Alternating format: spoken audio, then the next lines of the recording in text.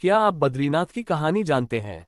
ये वो जगह है जहाँ शिव और पार्वती रहते थे। यह उनका घर था। एक दिन नारायण यानी विष्णु के पास नारद गए और बोले, आप मानवता के लिए एक खराब मिसाल हैं।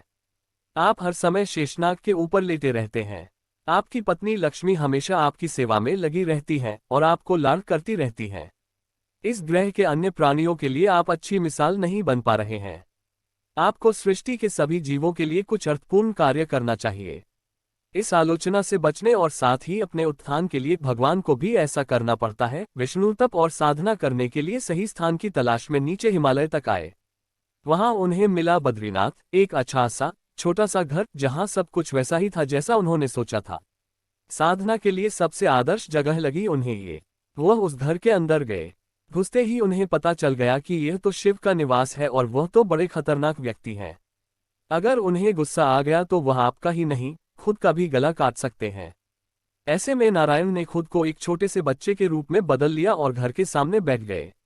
उस वक्त शिव और पार्वती बाहर कहीं टहलने गए थे। जब वे घर वापस लौटे तो उन्होंने देखा कि एक छोटा सा बच्चा जोर जोर से रो रहा है। पार्वती को दया आ गई।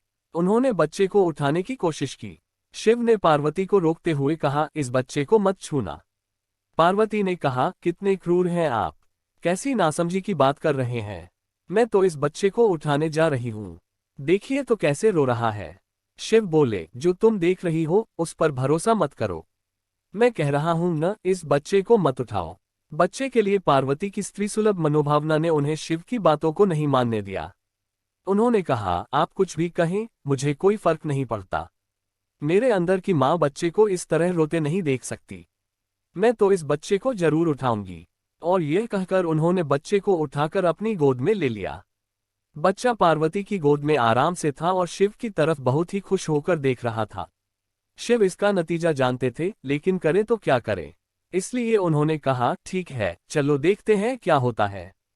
पार्वती ने बच्चे को खिला पिला कर चुप किया और वहीं घर पर छोकर खुद शिव के साथ गर्म पानी से स्नान के लिए बाहर चली गई। वहां पर गर्म पानी के कुंड हैं, उसी कुंड पर स्नान के लिए शिव पार्वती चले गए। लौटकर आए तो देखा कि घर अंदर से बंद था। शिव तो जानते ही थे कि अब खेल शुरू हो गया है। पार्वती हैरान थी कि आखिर दरवाजा किसने बंद किया। शिव बोले, मैंने कहा था न, इस बच्चे को मत उठाना। तुम बच्चे को घर के अंदर लाई और अब उसने अंदर से दरवाजा बंद कर लिया है। पार्वती ने कहा, अब हम क्या करें। शिव के पास दो विकल्प थे। एक, जो भी उनके सामने है उसे जलाकर भस्म कर दें, और दूसरा, वे वहां से चले जाएं और कोई और रास्ता ढूंढ लें। उन्होंने कहा, चलो कहीं और चलते हैं, क्योंकि यह तो तुम्हारा प्यारा बच्चा है, इसलिए मैं इसे छू भी नहीं सकता। मैं अब कुछ नहीं कर सकता। चलो कहीं और चलते हैं। इस तरह शिव और पार्वती को अवैध तरीके से वहां से निष्कासित कर दिया गया। वे दूसरी जगह तलाश करने के लिए पैदल ही निकल पड़े। दरअसल बद्रीनाथ और केदारनाथ के बीच, एक चोटी से दूसरी चोटी के बीच सिर्फ 10 किलोमीटर की दूरी है। आखिर में वह केदार में बस गए और इस तरह शिव ने अपना खुद का घर खो दिया। आप पूछ सकते हैं कि क्या वह इस बात को जानते थे। आप कई बातों को जानते हैं, लेकिन फिर भी आप उन बातों को अनदेखा कर उन्हें होने देते हैं।